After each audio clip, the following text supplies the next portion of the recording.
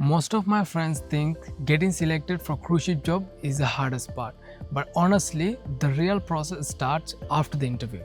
Right now, I'm in the process of preparing documents, applying for my visa, and completing my medical approvals. So, in this video, I'm going to share exactly what happened after I passed the interview and what you should expect if you're planning to apply for a cruise ship job. So after a couple of days from my interview, I received a confirmation email from the company that I was selected. So I felt super happy and that moment was so amazing.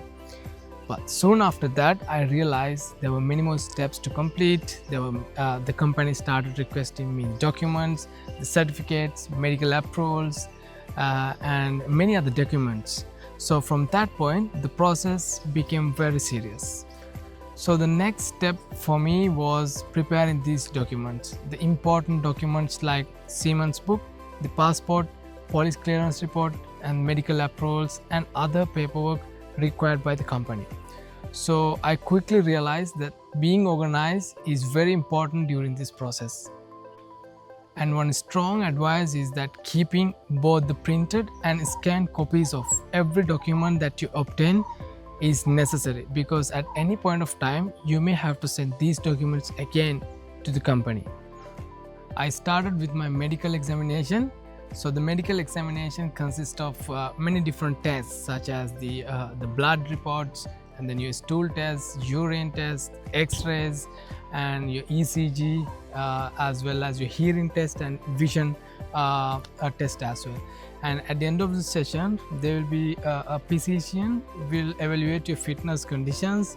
They will check your body. They'll ask you to remove all your clothes and check your entire body to make sure that you are physically fit enough to work on board a cruise ship.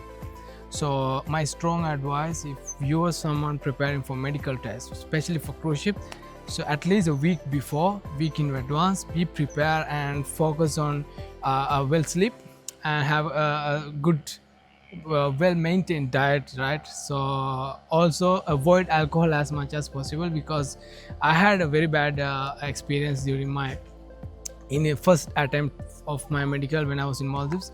So I was working as sommelier, of course, and I was part of my job is to taste wines before serving to the guests. So I had a couple of glasses. I tried. Actually, I wasn't drink. I just tried if the wine is really good condition or not. And the next day I had my alcohol and drug test. So basically, they will give you a certain tool where you have to blow to the tool, and then it will measure the amount of alcohol in your breath, in your body, and it must be zero. Alcohol must be zero. But just because I tried a glass of wine in previous night, it was marked as a certain amount of alcohol in my body, so I had to redo the test. So if you are someone who's drinking alcohol, try. The recommended period is 24 hours in advance, but try at least 48, at least 2 days not to drink your alcohol before your exam. So yeah, that's how I did my medical examination. And the next I moved on to seaman's book. So especially being a Sri Lankan, I have to obtain a seaman's book here in Sri Lanka, and the process is very complicated, and I have done a separate video about how to obtain the seaman's book here in Sri Lanka and how I completed those trainings. So you can go and watch that video, especially if you are from Sri Lanka, or if you are someone who wants to know kind of idea what is seaman's book and how to obtain this one. So I will link the video below, so you can go and watch that. So I'm in the visa stage of my process right now. I need to obtain 2 visas, UK visa and US C1D visa. So right now I'm gathering all the relevant documents, and then I need to fill online form and proceed to book an appointment at the embassy here in Sri Lanka, and then I need to visit the embassy for visa interview with one of the officials at the embassy. So all the costs that I'm spending on these visas will be refunded by the company once I get on board the ship. So that's how it's mentioned on my contract. So I need to have all the copies of my receipts that I'm paying for these visas. So it's just the cost of the visa. It's not any other additional expenses that I'm paying for. Let's say if I'm booking my visas through agent here in Sri Lanka, so the amount that I'm paying for the agent will not be covered by the company. So it only the initial cost of the visa will be refunded once I get on board the cruise ship. So I need to carry all the receipts, the original receipts, along with me to get those refunds back on me. So another thing that people don't always talk about is the cost. So there can be expenses in every part of this journey, especially for the medicals, for completing trainings under STCW, for your traveling, because these places are located very far away from your home.